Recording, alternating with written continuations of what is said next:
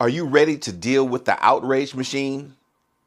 I know I don't want to deal with the outrage machine, but the outrage machine is coming. Maybe it's already arrived in your workplace.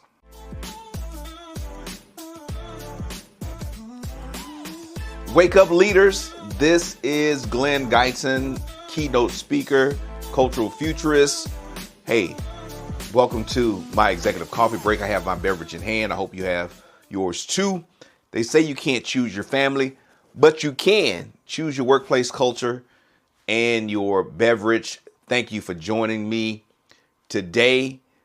Hey, if you are watching on YouTube, make sure you like and subscribe to my channel. I really appreciate that. Well, today I want to talk about the outrage machine.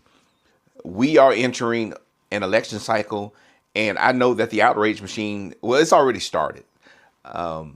And it's ramping up. I told some of my friends the other day that, we don't have to pay attention to all of this noise that's going on, but that noise probably will impact you, impact your workplace. Again, as a cultural futurist, I really like to look at trends and really like to look at the people aspect of trends. So how do people react during these significant times of change? And what will help us get through these things. Those are things that I want to share with you as I talk to you about your leadership style, about your workplace. How can you get through the coming disruption? How can you best serve your team so that you can stay on mission? We want to stay on mission. We want to stay focused on our primary jobs, right? The primary aspects of what we do, whether you are in the construction business, if you're in power generation, that's where your focus needs to be. You don't want to be dealing with all of the drama that's going on in society, but we know that we work with people, and so people will be impacted. What's going outside of our organizations in society will ultimately have an impact on what's going on inside our organizations and how we're able to connect with our employees, how productive they're going to be. And so that's why we need to pay attention to these things as leaders. We are not isolated from what's going on in society. It drives employee engagement. It drives consumer behavior.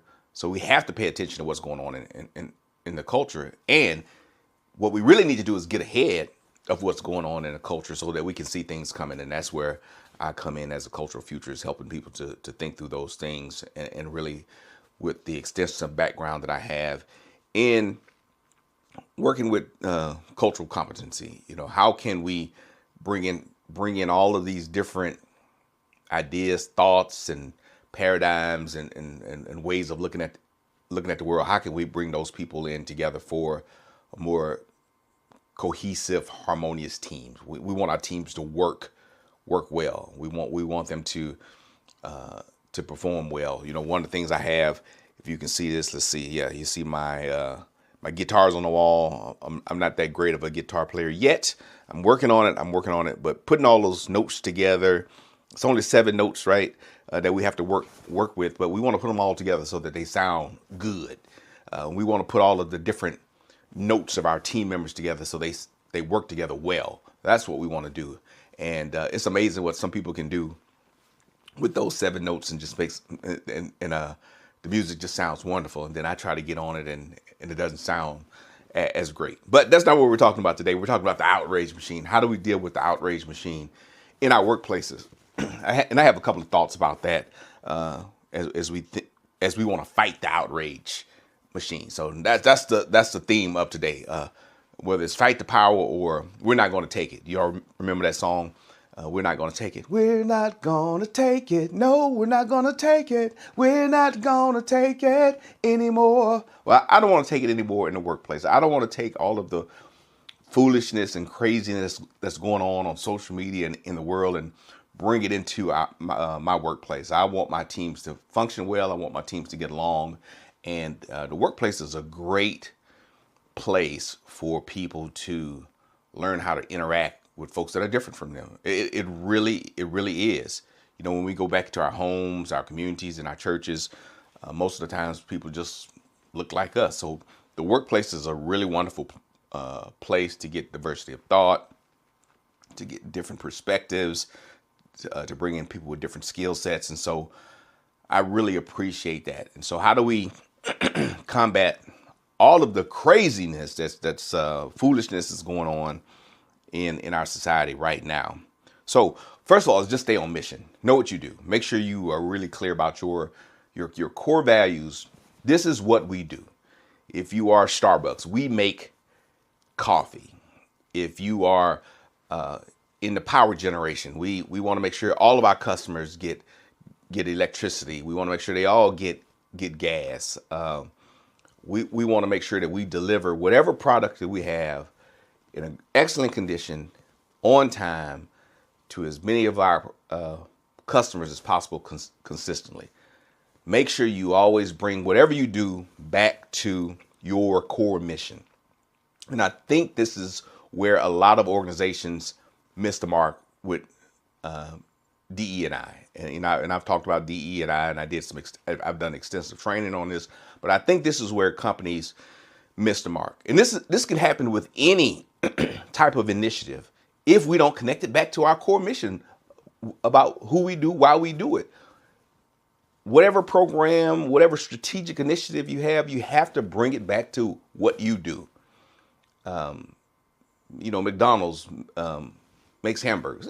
Now, we can get into the weeds and say McDonald's is really a real estate company and all these other things, but McDonald's makes hamburgers. So whatever they need to do, or whatever they do needs to correlate to making hamburgers. Even if you say, hey, McDonald's is more of a real estate company, that real estate has to be productive and produce hamburgers, right? It has to do that. You have to have a place to make burgers and fries if you want to be successful at McDonald's. And so we need to bring things back to our core mission. What is it that we do? Who do we do it for?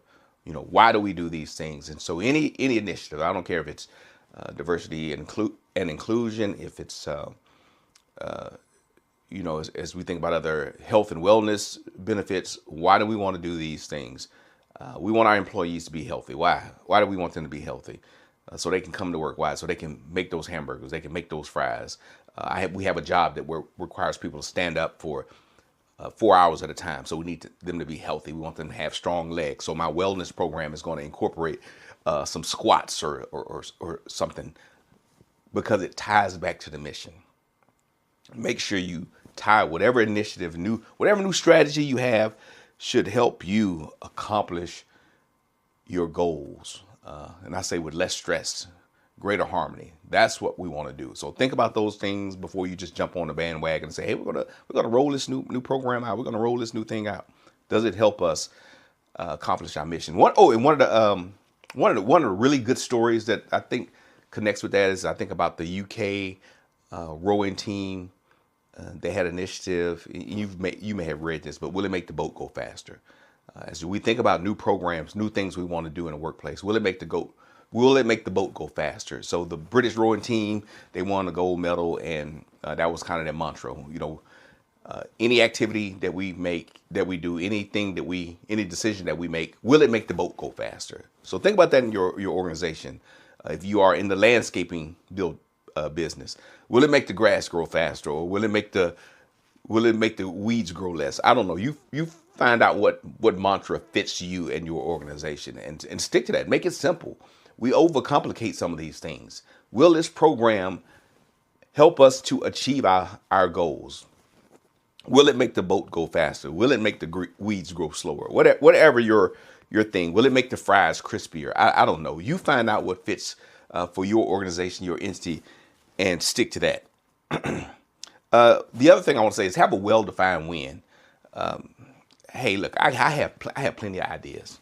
I do. I'm a really creative person. I have really excellent ideas. I really have to try to slim down my ideas. And I had a team that worked with me, and I would say, hey, I'm just talking right now because I'm going to throw out ideas all day long. But I'll let you know when I'm serious about an idea, because then I want you to go execute it. But I'm going to always have ideas. I'm brainstorming. I'm thinking out loud. I'm trying to see how ideas land. And maybe you are like that. You have this creative mind, and You go to a conference, you go to a conference, we go to an industry event, and we're fired up. Man, this is a great idea. We need to roll this out. We're going to implement this. We're going to get this new software. We're going to do all these fantastic, amazing things in the workplace. And your team is like, what the heck is going on? Jenny, what's going on? Why are we doing this? Sally, what's going on? Why are we doing this? Joe, why are we doing this? Just do it. Just do it. It's going to make things better. It's going to make the boat go faster, right? That's what we tell them. It's going to make the fries crispier. But they really don't understand what that means. What does victory look like?